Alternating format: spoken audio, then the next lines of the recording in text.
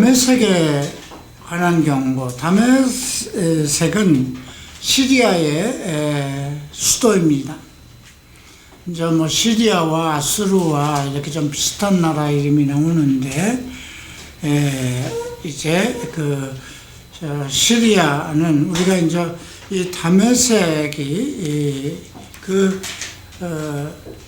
어느 나라를 얘기할 때 그 수도가 멸망받는 걸, 그건 왕이 거하는 곳이잖아요. 우리나라로 얘기하면 서울이에요. 대한민국이 망했다면 서울이 망한 거예요. 그죠? 거기에 정치가 있고 왕이 살고 모든 행정들이 다 그곳에 있기 때문에. 자, 그래서 이사야를 통해서 17장에서 시리아의 수도, 시리아 국가를 이제 경고하는 것입니다.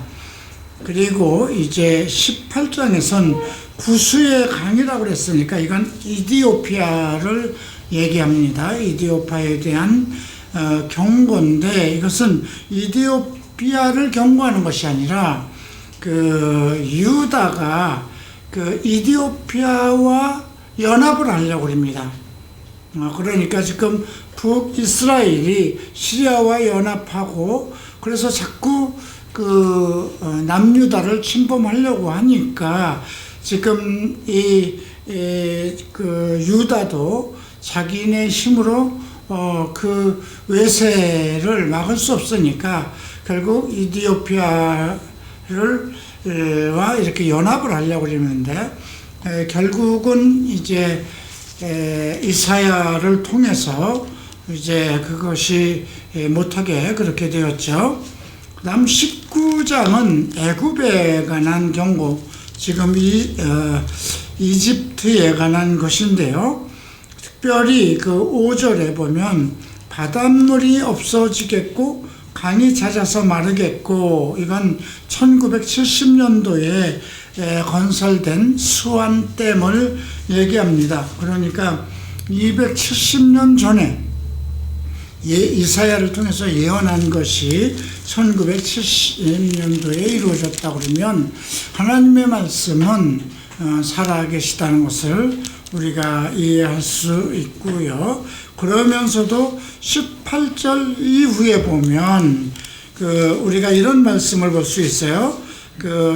23절에 아수르로 통하는 대로가 있고, 또 22절에 보면 여호와께서 애굽을 치실지라도 치시고는 고치실 것이므로, 매를 때리시고 또 봉하신다는 뜻이나 마찬가지예요. 왜냐하면 그러니까 지금 애굽을 징치하시는 것은 그들을 구원하기 위한 것이죠. 그래서 그들이 돌아온다는 것이고요. 그 다음 24절에 보면 애굽과 아수르와 더불어 셋이 세 개 중에 복이 된다. 이스라엘과 애굽과 아수르. 자, 이게 세 개의 복이 된다, 이런 말이 있습니다. 이것은 아직 이루어지지 않았죠. 여기서 아수르는 이락입니다. 근데 이락이 원래 이스라엘을 대적하고 있었지만 미국에 의해서 완전히 초토화되고, 이락은 지금 그래도 반서방 국가 체제로 지금 정치가 이렇게 돌아섰죠. 그리고 이집트도 이제 서방 국가 체제로 이렇게 연합하기 시작했고요. 그런데 지금 중동 지역에서 이 아수르와 이집트와 이스라엘이 세계의 복이 될 것이다, 이런 말씀이 나오죠. 그래서 25절에 보면 내 백성 애굽이라고 합니다. 내 손으로 지은 아수르요, 나의 기업 이스라엘. 특별한 말이 나오죠. 그래서 하나님이 이 지금 중동 지역에 나름대로, 그러니까 치실 것을 치기고 또 고치신다, 이런 말씀처럼 하나님의 계획 안에 있음을 알 수가 있습니다. 오늘은 20장까지 할 건데요, 아수르에 대한 이야기를 언급하고 있습니다. 이것은 이제 아수르가 이디오피아와 애굽을 완전히 멸망시킵니다. 이제 그 내용에 대해서 이제 이사야를 통해서 언급을 합니다. 이사야를 통해서 3년 동안 벗은 몸과 벗은 발로 다니며 애굽과 구스에 대하여 징표와 예표가 되라 그러죠. 3년 동안 벗은 몸과 벗은 발로 다니라는 건 무엇일까요? 그 정도로 완전히 누구에게도 보호받지 못하고 그냥 자기의 그 부끄러운 것이 다 드러나는 그런 상황. 그래서 애굽과 구스에 대한 징표와 예표가 된다. 이렇게 언급하고 있습니다. 그래서 애굽과 에디오피아가 어떻게 정말 부끄러운 상황을 맞게 될 것인지를 언급하고 있습니다. 17장으로 돌아가겠습니다.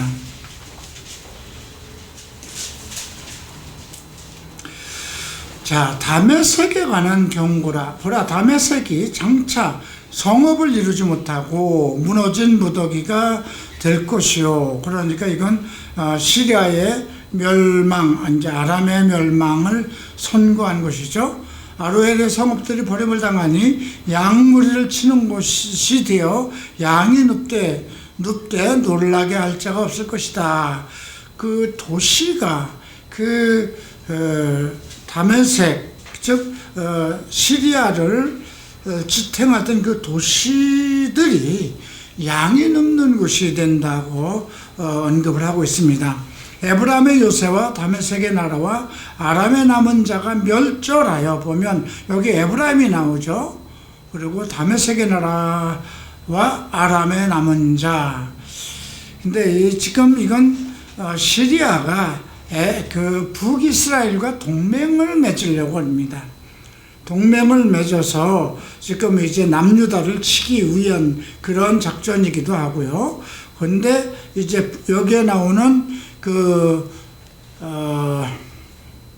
에브라임이라고 나오죠. 그러니까 북이스라엘은 에브라임, 므낫세, 이렇게 에브라임을 중심으로 한 그 10지파를 세워서 중심으로 세워진 건데, 그 중에 이제 가장 핵심 지파가 에브라임과 이제 므낫세입니다. 그래서 그들에게 이제 멸절될 것을 언급하는 거죠.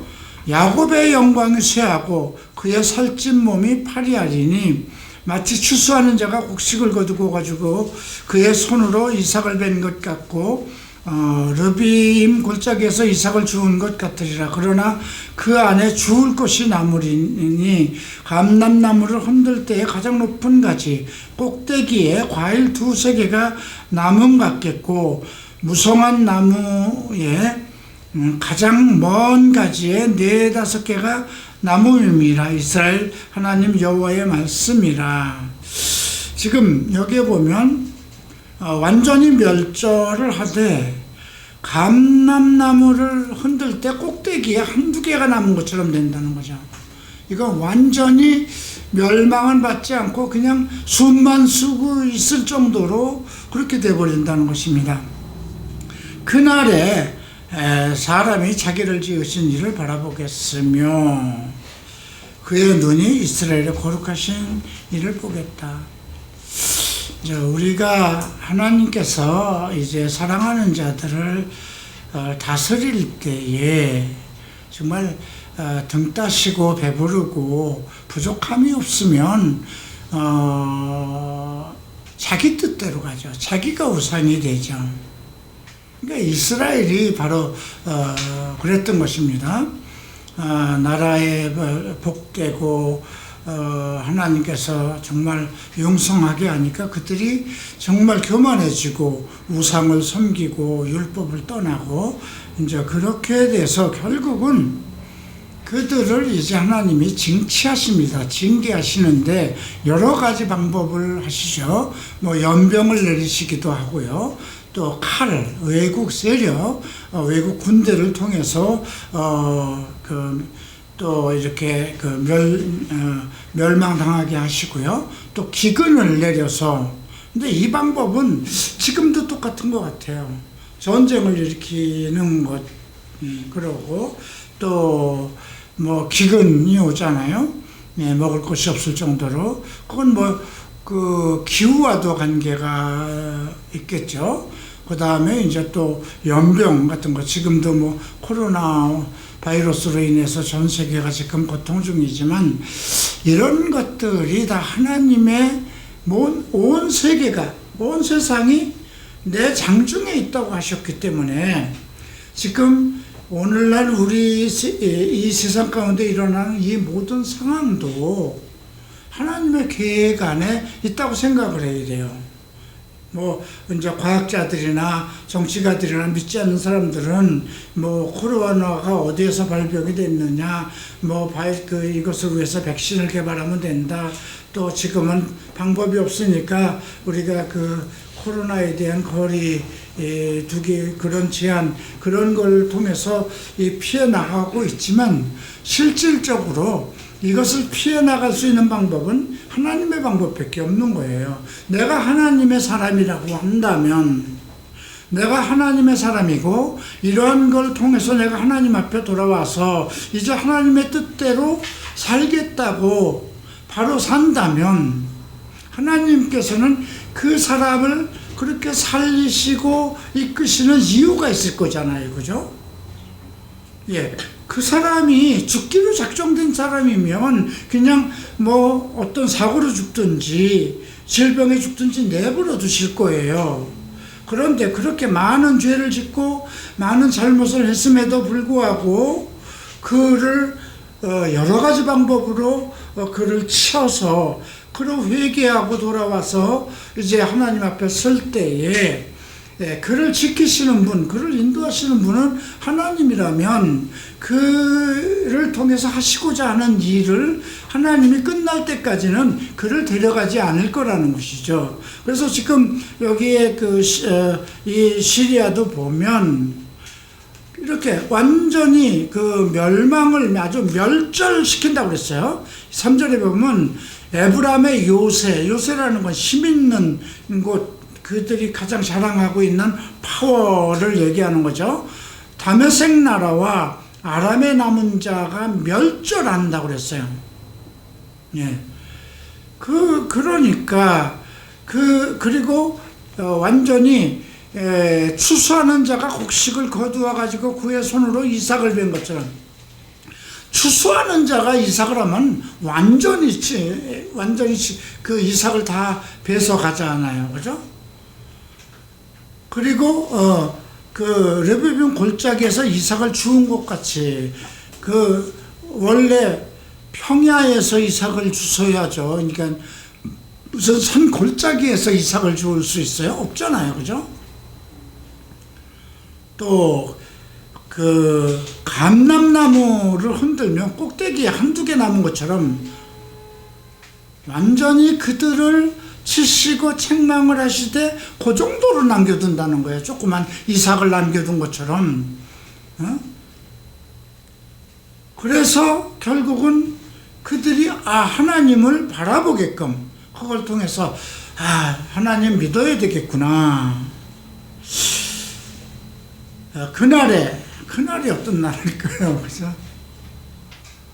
그래서 우리가 이런 말씀을 통해서 나는 정말 하나님의 말씀을 듣는 나는 복된 사람이구나.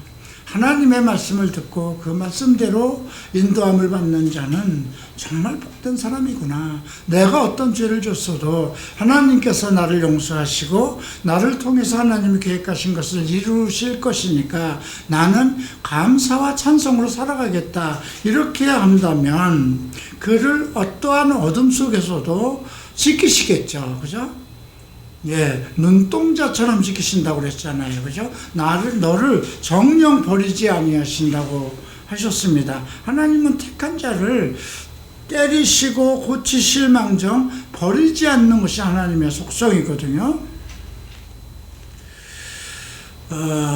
그래서 우리가 이제 이 17장에서 생각해야 할 것은 이제 그 요나 선지자입니다.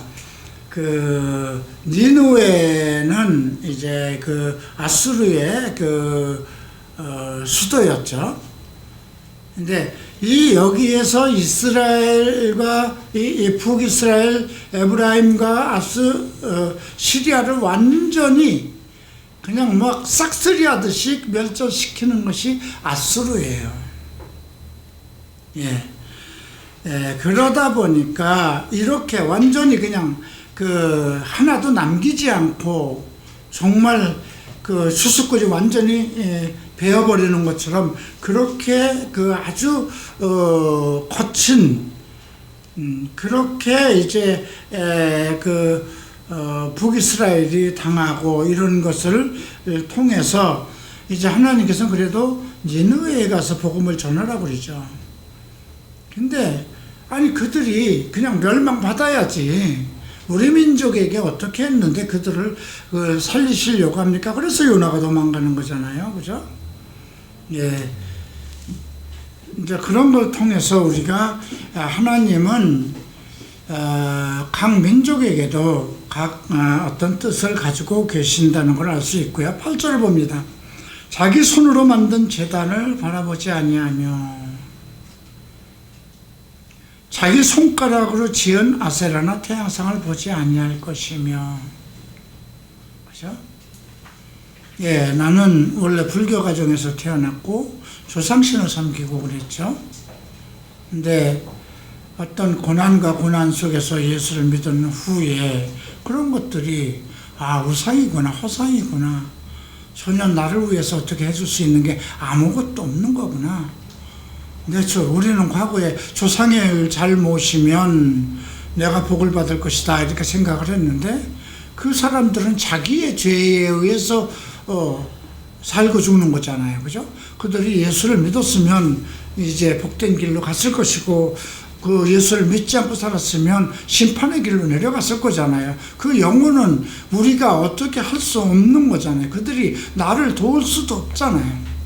누가복음 우리가 16장에서 보면 그쪽과 이쪽은 골이 있어서 건너올 수도 없고 그러니 너는 모세와 같은 선지자를 통해서 그의 말을 들으라 이렇게 얘기했잖아요. 그죠?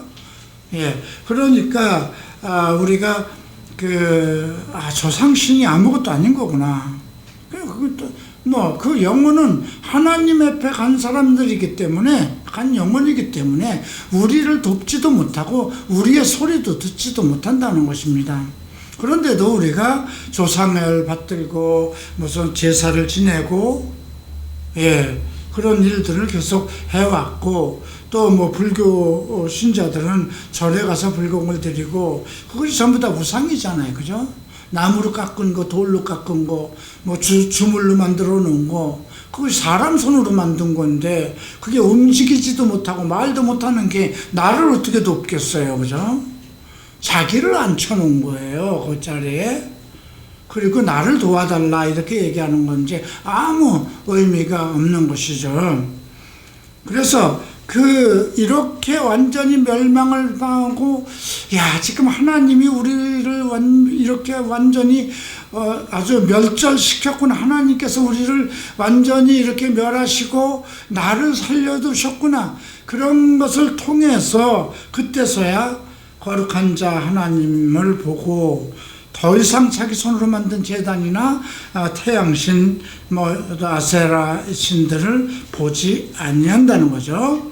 그날에 그 견고한 성읍들이 옛적에 이스라엘 자손 앞에서 버림받은 숲풀 속의 초소와 작은 산 꼭대기의 초소같이서 황폐하리니 이는 내가 내 구원의 하나님을 잊어버리며 내 능력의 반석을 마음에 두지 아니한 까닭이라. 그러므로 내가 기뻐하는 나무를 심으며 이방의 나무 가지도 이종하는도다. 지금 여기서 보면 내 구원의 하나님을 잊어버렸다고 그러죠. 지금 이건 북이스라엘 에브라임 지파와 이제 므낫세와 같이 그들을 향한 거죠. 구원의 하나님을 잊어버리고 능력의 반석을 마음에 두지 않은 까닭이라. 지금도 우리가 어떤 환난을 당할 때 어떤 세력을 통해서 도움을 받으려고 하는 경우가 많이 있죠. 예, 우선 뭐 정신적인 것이든 무엇이든 그 사람의 힘을 통해서 살아가려고 하고, 그런데 구원의 하나님, 오직 구원자는 한 분 하나님이라는 것이고요. 능력의 반석, 그리스도입니다. 반석은 예수를 믿음으로 나타나는 성령의 능력이고요. 그것에 힘을 두지 않고 내가 기뻐하는 나무를 심으며, 여러분들은 그렇지 않은가요? 자기가 기뻐하는 것을 심는다는 건 뭐예요? 그것과 함께 거기에다가 보람을 둔다는 거예요. 술 먹는 사람은 술 먹는 것에 그 기쁨을 두고, 성적으로 타락한 사람은 어떻게 하면 육신의 정욕을 만족시킬까 거기에 빠지고, 이방의 나무까지도 이건 이방신입니다. 내가 심는 달에 울타리를 두르고 아침에 내 씨가 잘 발육하도록 했으나 근심과 심한 슬픔의 날이 농작물이 없어질. 네가 아무리 열심히 네가 기뻐하는 것을 심고 가꾸고 정말 아침부터 거기에 관심을 두고 그랬지만, 근심과 심한 슬픔의 날이 오면은 다 소용없어진다는 거죠. 예. 여러분들이 아직 겪어보지 않았기 때문에 이제 앞으로 한 50 정도 되면, 우선 50 정도 되면 여러분들 어머니 아버지 살아계실까요? 뭐 살아계셔도 뭐 힘도 없을 것이고, 그죠? 지금은 이 노인네들 빨리 나한테 많은 재산 좀 다 남겨주시고 이제 편안히 천국으로 가셨으면 하는 마음이 혹시 없을까 몰라요, 그죠?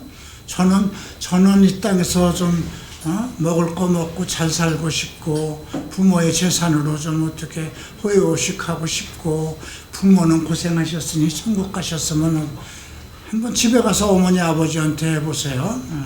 이놈한테는 쌀 한 토를 남겨둬서는 안 되겠구나, 그렇겠죠? 어쨌든 이런 것으로 인해서 결국은 하나님께서 그들을 정말 견딜 수 없는 고통을 통해서 아주 멸절시킨다는 것입니다. 자, 12절 봅니다. 슬프다 많은 민족이 소동하였으되 바다 파도가 치는 소리같이 소동하였고, 쓰나미가 오는 것 같으면 어떨까요? 그죠? 뭐 우리나라는 쓰나미를 겪지 못했죠. 그죠? 네. 열방이 충돌하였으며, 이건 전쟁을 하는 거죠. 큰 물이 몰려온 같이 그들도 충돌. 이건 이제 아수르의 침략을 얘기하는 것입니다. 열방이 충돌하기를 많은 물이 몰려옴 같이 하나 주께서 그들을 꾸짖으시리니, 그들이 멀리 도망함이 산에서 겨가 바람에 흩어짐 같겠고 풍 앞에 떠는 티끌같이. 정말 이 온 세상이 감당할 수 없고, 그냥 파도가 흉흉하고 물이 그냥 들어오는 것처럼 그렇다 할지라도, 주께서 꾸짖으면 바람에 흩날리는 그냥 티끌 같다는 것이죠. 보라, 저녁에 두려움을 당하고 아침이 오기 전에 그들이 없어졌나니, 이는 우리를 노력한 자들의 몫이요 우리를 강탈한 자의 보응이라. 이제 이스라엘을 강탈하고 그런 나라들, 그래서 에브라임의 멸망은 시리아를 이용해서 남유다를 치려고 했던 그런 것들로 인해서 하나님께서 시리아와 함께 북이스라엘 몽땅 완전히 멸망하는데, 그냥 감람나무에 한두 개 남은 것처럼 그 정도만 남겨둔다는 거죠.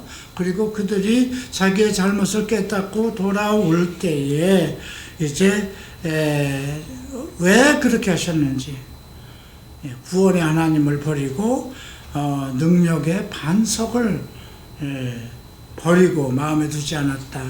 그리고 외세를 힘입어서 살아가려고 하는 그런 것들, 이런 일들을 얘기합니다. 나중에 아수르가 이렇게 북이스라엘과 시리아, 모압, 또 아스돗, 이게 저기 가나안 지역이죠. 이집트, 에티오피아 다 멸망시킵니다. 그 주변 국가를. 아수르가 일어나서. 그런데 유다는 정복하지 못합니다. 그때가 이제 히스기야 왕 때거든요. 그때 이제 아수르에서 군사를 데리고 와서 그 예루살렘을 이렇게 완전히 포위하죠. 그래서 가장 문제가 되는 게 그 예루살렘이 난공불락의 요새예요. 그래서 그걸 포위해서도 쳐들어가지 못하니까 그것을 대비해서 만든 것이 이제 수도잖아요, 그죠? 수도를 실로하면서 물을 끌어서 이제 예루살렘 성전으로 들여왔던 것이고, 그런데 그때 이제 이사야가 있었으니까요. 이사야 선지자가 히스기야 왕 때까지 있었어요. 그러니까 그들을 두려워하지 말라 그러죠. 결국 그들이 엄청난 많은 군사를 데리고 왔지만 결국 하나님께서 하루아침에 18만 5천 명인가요? 그 군사를 완전히 아침에 일어나고 나니까 그 강물이 핏빛으로 된 것처럼 18만 5천의 그 군사들을 다 멸한 그런 내용들이 우리가 이제 역사서에서 배운 그 얘기를 얘기하는 겁니다. 보라, 저녁 두려움을 당하고 아침이 오기 전에 그들이 없어졌다. 이는 우리를 노력한 자들이 몫이요 우리를 강탈한 자들의 보응이다. 하나님께서 그렇게 하셨다는 것입니다. 자, 이제 18장 봅니다. 슬프다. 구스의 광, 이디오피아죠. 구스는 건너편 날개치는 소리 나는 땅이요. 날개치는 소리라는 건 뭔가 힘있고 파워풀한 것이죠. 어떤 능력이 있는 땅이요. 갈대배를 물에 띄우고 그 사자를 수로로 보내며 이르기를 민첩한 사저라. 너희는 강들이 흘러나누인 나라로 가되 장대하고 준수한 백성 곧 시초부터 두려움이 되며 강성하여 대적을 밟는 백성에게 가라 한다. 이제 이것은 남유다가 이디오피아와 이제 연합을 하려고 합니다. 왜 그럴까요? 아수르를 대항하기 위해서. 하나님은 아수르를 일으켜서 계획한 것들이 있어요. 북이스라엘, 모압, 아스돗 그쪽 지역을 완전히 싹쓸이 멸망시키기 위한 계획이었는데, 그러니까 두려운 거예요. 그러니까 이제 사절을 보냅니다. 민첩한 사절들, 정말 발빠르게 움직이는 것을 얘기하고요. 강들이 흘러나누인 나라로 가되 장대하고 준수하고, 이제 흑인들이었죠, 이디오피아가. 그러니까 상당히 아주 장대하고 그런 준수한 백성들, 두려움이 되고 강성하여 대적을 밟는 백성들에게로 가라고 합니다. 세상의 모든 거민 지상에 사는 너희여 산들 위에 기치를 세우거든 너희는 보고 나팔을 불거든 너희는 들을지어다. 자, 결국 이제 그쪽과 이렇게 에티오피아와 연합을 맺으려고 할 때 이제 여호와께서 말씀을 하시는 거예요. 여호와께서 내게 이르시되 내가 나의 처소에서 조용히 감찰함이 쬐는 일광 같고 가을 더위에 운무 같도다. 조용히 감찰한다는 거죠. 내가 나의 처소에서 하늘에서 그냥 묵묵히 그 하는 꼬라지를 다 보고 계신다는 거야. 감찰하고 있다는 거죠. 그리고 추수하기 전에 꽃이 떨어지고 포도가 맺혀 익어갈 때에 내가 낫으로 그 연한 가지를 베며 퍼진 가지를 찍어버린다. 이거는 추수도 하기 전에 자라서 좀 잎이 자라려고 그러는데 미리 싹둑 잘라버린다는 겁니다. 어떤 일을 계획도 못하게 만든다는 겁니다. 그래서 이제 이사야 선지자를 통해서 언급했기 때문에 이 계획이 무너져요. 이디오파와 연합을 못하게 만들어요. 추수하기 전에 꽃이 떨어진다는 건 계획이 이루어지지, 성사되지 못한다는 거죠. 산의 독수리들과 땅의 들짐승들에게 던져주리니 너희들이 계획을 세우기도 전에, 이루기도 전에 그들을 전부 다 잡아서 산의 독수리들과 땅의 짐승들에게 던져주리니 산의 독수리들이 그것으로 여름을 지내며 땅의 들짐승들이 그것으로 겨울을 지내리라.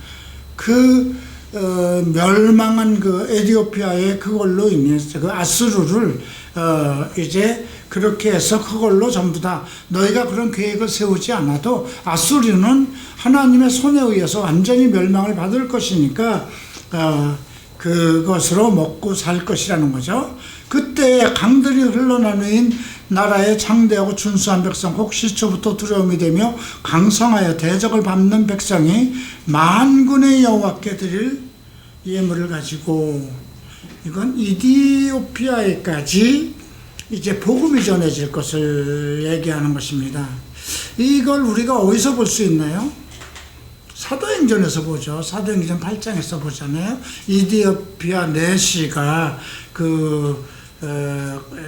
여왕 간다케의 내시가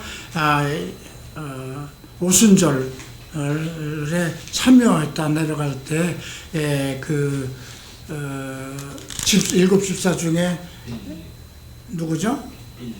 빌립을 만나서 완전한 복음을 받아들이는 그런 일들이 일어나죠. 그래서 만군의 여호와의 이름을 두신 곳 시온산에 이를 것이다. 이것은 지금 17장에서도 그렇고 18장에서도 그렇고 고난과 고통이 있었지만 모두 복음으로 끝난다는 걸 얘기하는 거예요. 그러니까 이거 종말의 시대를 얘기하는 것이고요. 그래서 외세를 이용해서 무엇을 할 생각하지 말라는 거예요. 왜냐하면 이스라엘은 하나님의 택한 민족이잖아요. 그러니까 살고자 자꾸 다른 나라를 이용하고 힘을 넣고 계약을 맺고 그러지 말라는 거죠. 그걸로 인해서 오히려 고난을 받고 매를 맞고 이제 그런 후에 다시 이제 정신을 차린다는 거죠. 그러니까 이건 지금 우리에게 주는 교훈도 똑같아요. 우리가 뭔가 어떤 것을 이루려고 세상을 의지하고 자기의 어떤 지혜와 지식을 의지하지 말고 하나님의 방법대로 하나님의 계획이 있다는 거예요. 나를 예수를 믿게 하셨다면 나를 향한 하나님의 계획이 있다는 것이죠. 이제 그것을 우리에게 오늘 교훈을 주는 것입니다.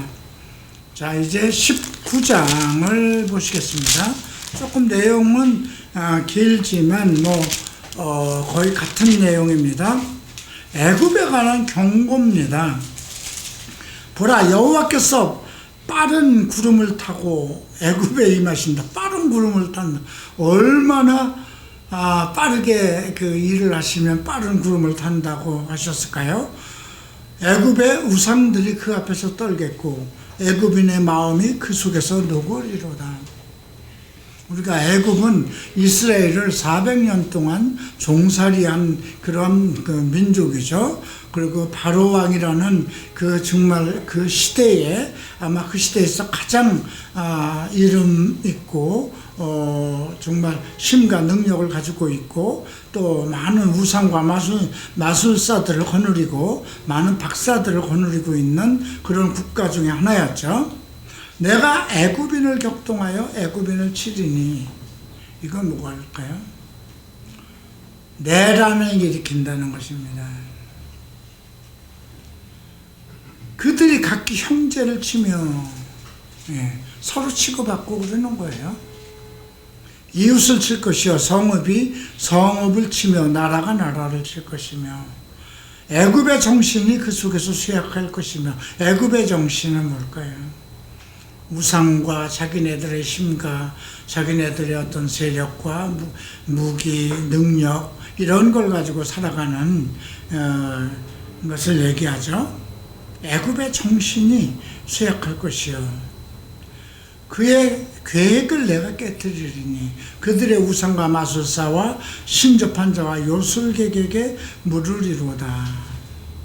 그러니까 정신을 혼란하게 하고 그들 속에서 서로 전쟁이 일어나게 한다는 것이죠. 애굽과 같은 교회는 똑같은 현상이 일어날 것입니다. 교회 안에 서로 분란이 일어날 것이고요. 하는 일마다 문제가 생기고 그렇겠죠. 지금 뭐 이단들 봐도 그런 일들이 많고요. 내가 애굽인을 잔인한 주인의 손에 붙이리니 포악한 왕이 그들을 다스리라. 포악한 왕을 일으킨다고 그랬어요. 주만군의 여호와의 말씀이라. 자, 그리고 5절 보면 바닷물이 없어지고 강이 잦아서 마르겠고, 이건 1970년대에 세워진 수완댐입니다.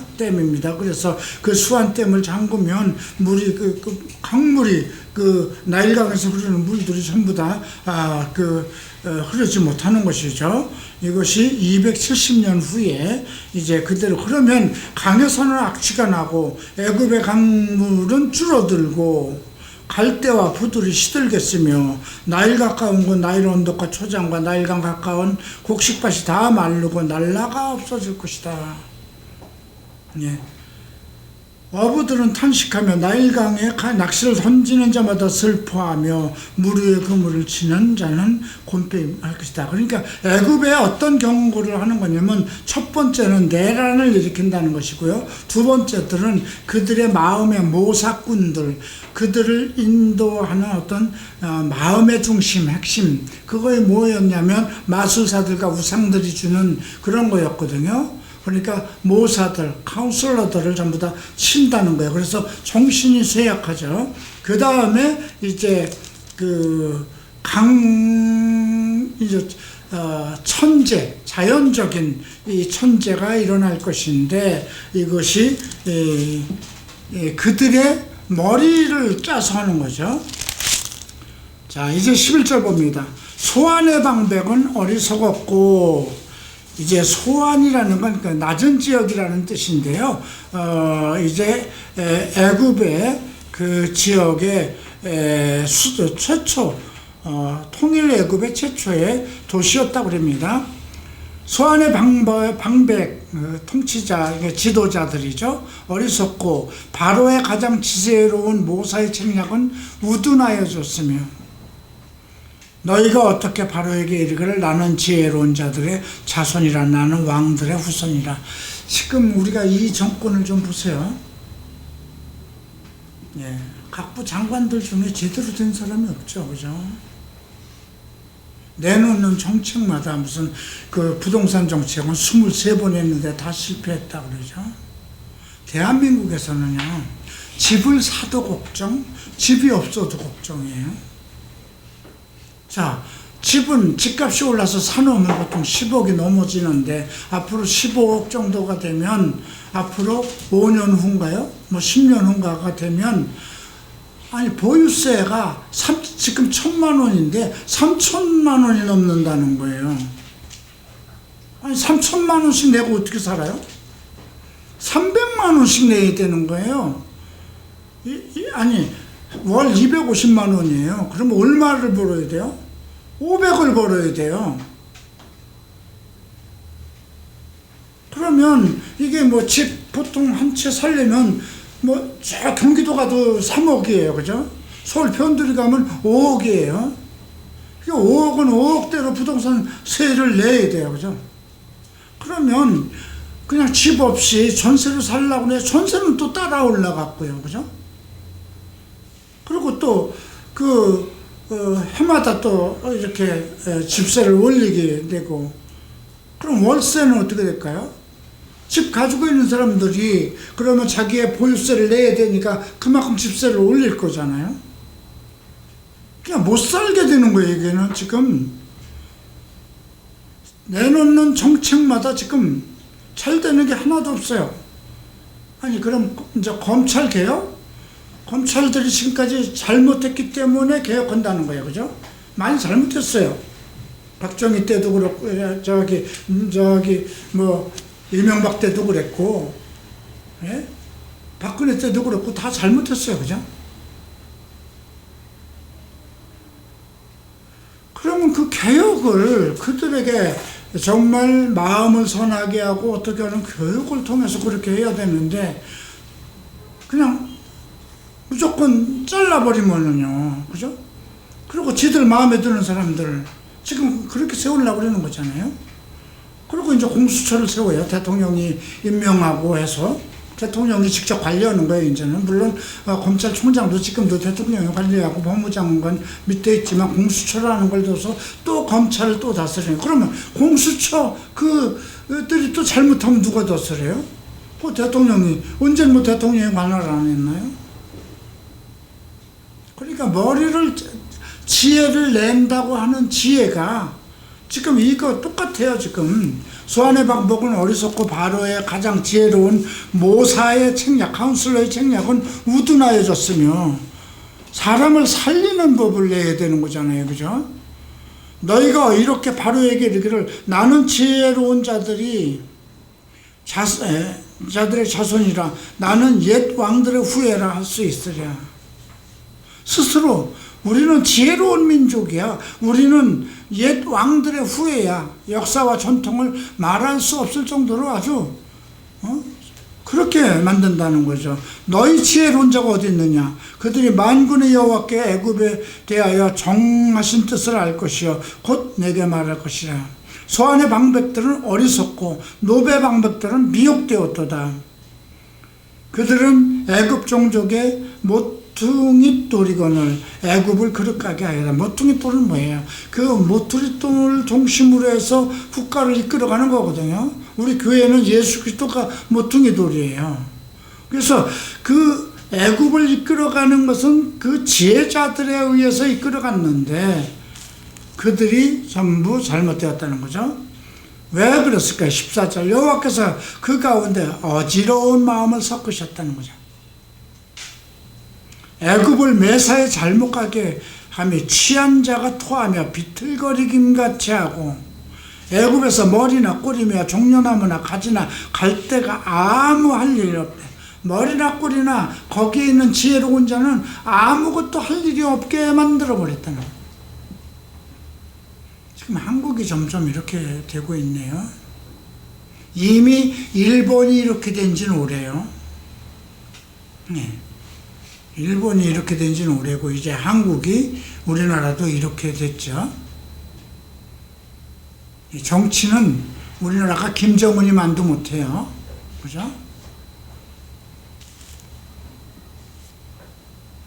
16절 봅니다. 그날의 애굽이 부녀 같을 것이다. 왕 같고 능력 있고 전 세계의 가장 큰 나라가 여자 같을 것이라. 부녀 같을 것이다. 그들이 만군의 여호와께서 흔드시는 손이 그들 위에 흔들림으로 말미암아 떨며 들어올 것이며 하나님의 운행하심에 떨고 두려워하고 유다의 땅은 유다는 애굽에 비하면 조그만 나라예요. 그러니까 비교를 하면 애굽이 중국이라면 우리 한국 남한 같은 거예요. 근데 유다의 땅은 애굽의 두려움이 되리니 이는 만군의 여호와께서 애굽에 대하여 정하신 계획으로 말미암은 그 소문을 듣는 자마다 떨리라. 이렇게 된다는 거죠. 자, 그러니까 애굽을 낮추시고 지혜자들을 다 없애고 그들이 섬기는 우상과 모든 것을 다 없애고 그냥 그 통치자들도 그냥 한 가정의 여인처럼 부녀처럼 돼버리는, 그렇게 해서 그냥 유다만 보고도, 조그만 나라 유다만 보고도 정말 떠는 그런 상황이 됩니다. 그날에, 그때가 돼서 이제 18절부터 복음이 이어집니다. 애굽 땅의 가나안 방언을 말하며, 애굽은 애굽의 말이 있잖아요, 그죠? 가나안 방언을 말하며, 가나안 방언 아람어예요. 만군의 여호와를 가리켜 맹세하는 5 성읍이 있을 것이다. 만군의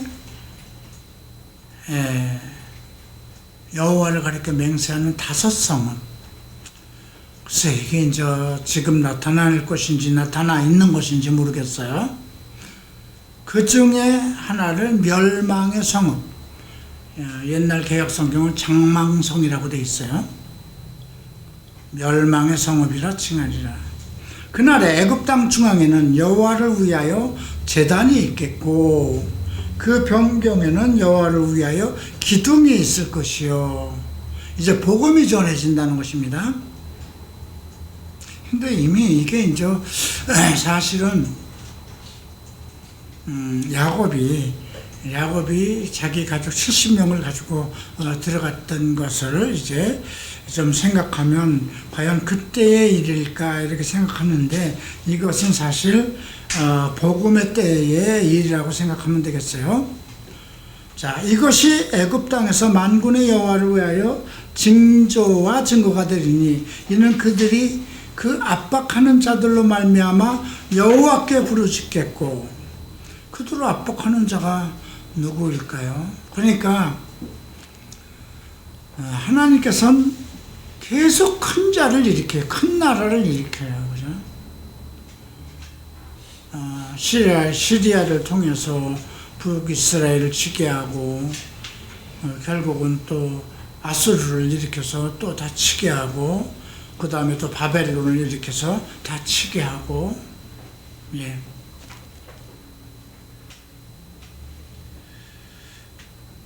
자, 그래서 그들이 이제 부르짖겠고 여호와께서는 그들에게 한 구원자와 보호자를 보내서 그들을 건지실 것이다. 한 구원자, 보호자는 예수 그리스도를 얘기하는 건데요.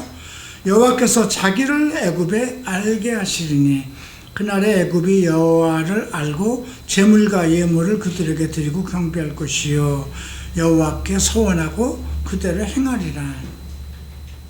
신약에서 바울은 애굽의 바로와 이제 모세를 비유해서 성경에서 얘기하는 부분이 있어요. 그죠? 이제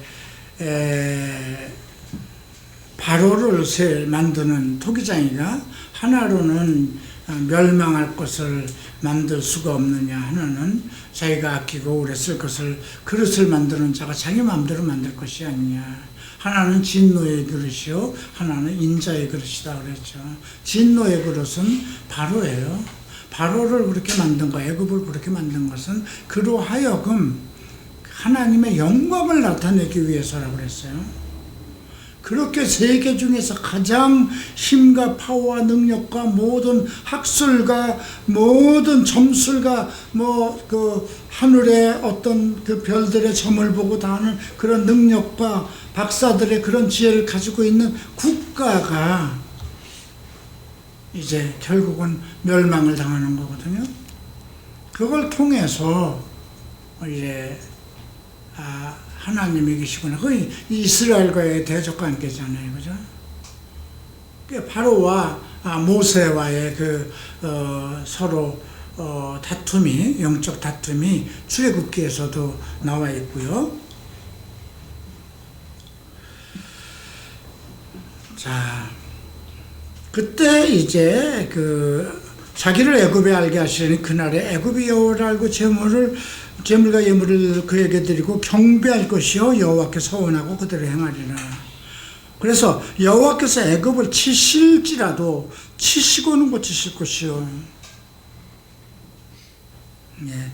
그들이 여호와께로 돌아올 것이라. 여호와께서 그들의 간구함을 들으시고, 그러니까 애굽은 하나의 사탄과 같은 존재예요. 그러니까 우리의 몸과 같은 존재다 이렇게 생각하면 돼요. 우리 항상 몸이 한 영적인 일을 거역하고 자기가 원하는 것을 이렇게 시고하는 것처럼. 그래서 이런 걸 통해서 하나님은 애굽을 치시는데 치시고는 고치신다. 그래서 여호와께 돌아올 것이요 여호와께서 그들의 간구를 들으시고 그들을 고치실 것이다.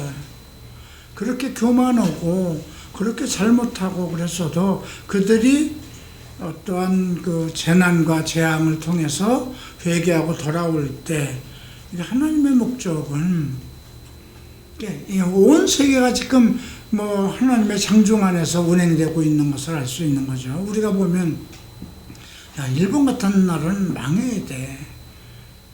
김정은이도 중국도 다 망해야 돼.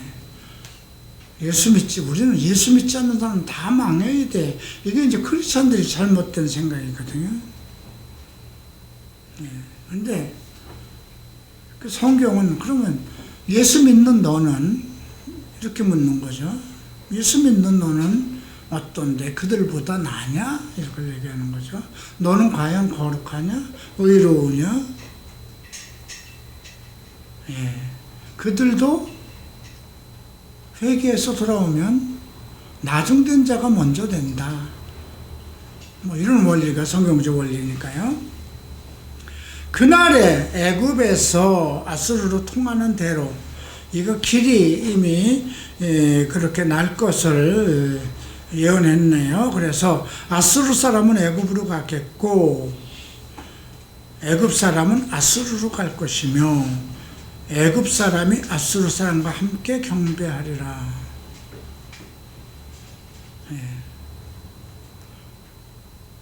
아수르가 어디예요? 이락이에요. 이락과 애굽으로 이미 대로가 났다는 거죠. 그리고 그들이 하나님을 경배하리라. 그리고 그러니까 애굽은 지금 이집트고요. 애굽과 아수르와 더불어 세계의 중에 복이 된다 했습니다. 이는 만군의 여호와께서 복 주시며 이르시되 내 백성 애굽이요. 애굽 백성도 하나님께서 자기 백성으로 삼는다는 거죠. 북한에 있는 김정은이 세력도 다 망하게 하고 북한 사람도 중국 사람도 다 잡을 수 있다는 거죠. 저는 일본에서 이거를 봤을 때 앞으로 아수르 우리나라를 이렇게 제가 그렇게 생각했어요. 이스라엘로 생각했을 때 일본이 있었고 그 다음에 이제 중국이라면 일본은 하나의 아수르고 중국은 애굽 아닌가? 그렇게 했을 때 나중에 서로 왕래하는 복음의 소통이 이루어져서 이제 그렇게 되면 어떨까? 그래서 제가 전에 한국에 와서 이태원에서 일본인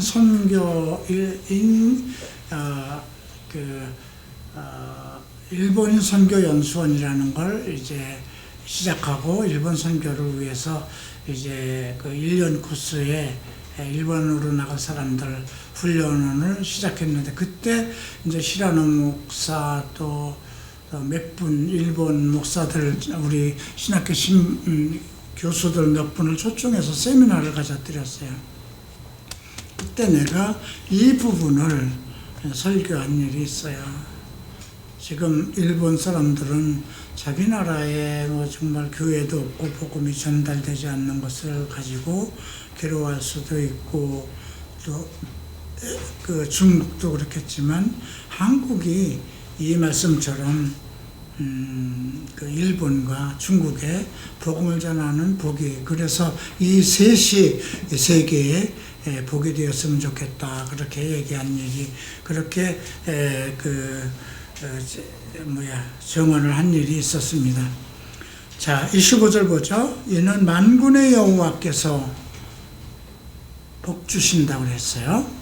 그리고 내 백성 애굽, 내 손으로 지은 아수르, 나의 기업 이스라엘이여. 기업은 상속자를 얘기하는 거죠. 복이 있을지어다 하실 것이다. 결국 애굽, 이집트와 아수르, 이락은 복음을 받아들인다는 거죠. 중동에. 그래서 나중에 이것은 이제 앞으로 이제 러시아가 침공할 일이 있고요. 그 다음에 러시아가 그 중동 그 보고를 이제 더 이상 살 수가 없어서 그 북동 쪽에 있는 자기 세력들, 구소련 세력들을 데리고 이스라엘을 중심으로 해서 그 주변 국가를 칠 때 이집트가 이제 대항하겠죠. 이제 그런 때에 이제 결국 하나님에 의해서 러시아가 망하고, 그때 이제 유럽이 또 들어옵니다. 근데 그 무렵에 이제 아마겟돈 전쟁이라는 게 일어나요. 동북에서 이제 중국 세력들이 들어가고 하는 것들이 이제 우리가 계시록을 통해서 이제 볼 수 있는 내용이기도 합니다. 그러니까 아직도 이제 중동의 일은 이제 더 어떤 일이 더 예언이 성취될 일들이 남아있다고 보면 되겠습니다. 20장 보시겠습니다.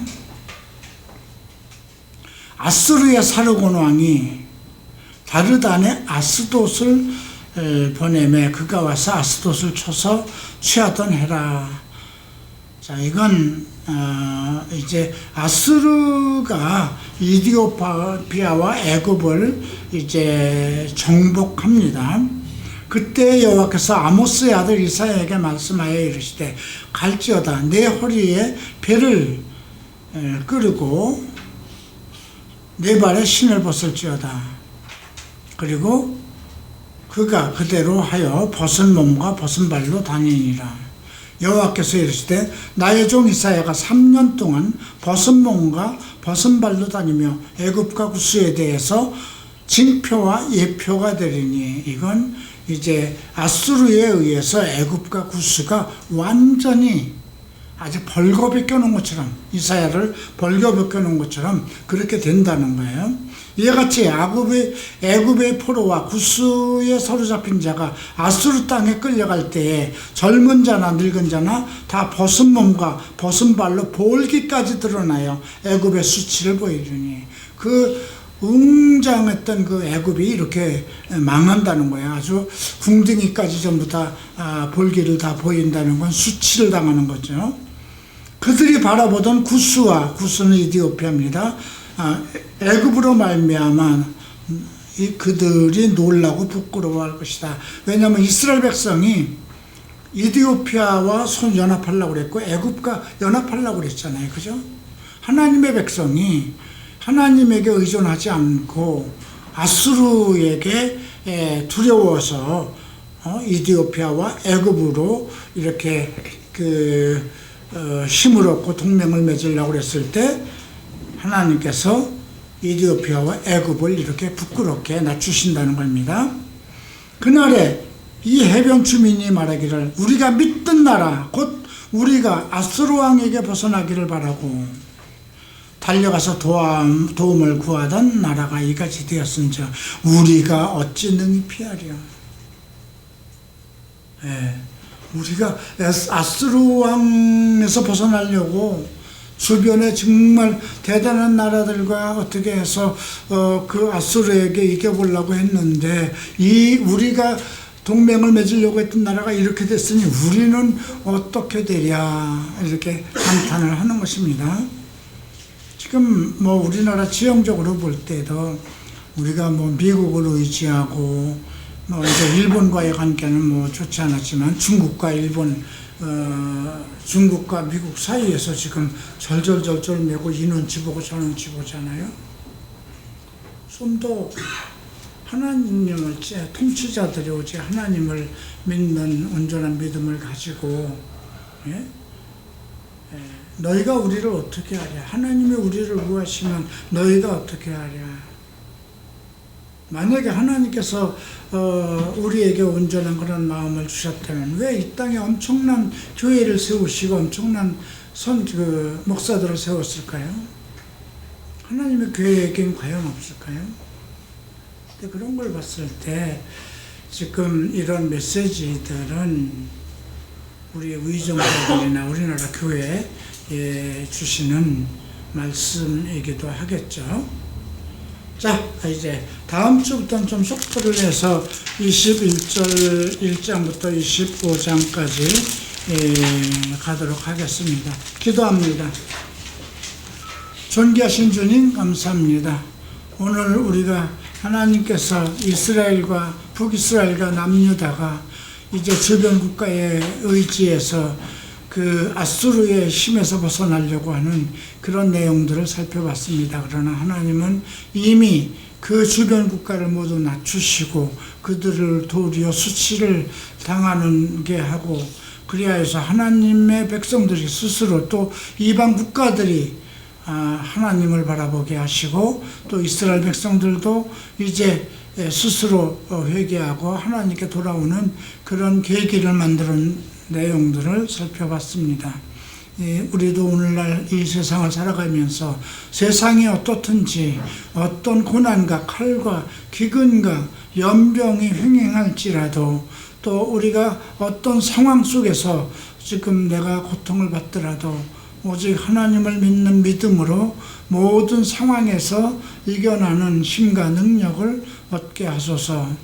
감사하며 예수 그리스도 이름으로 기도합니다. 아멘.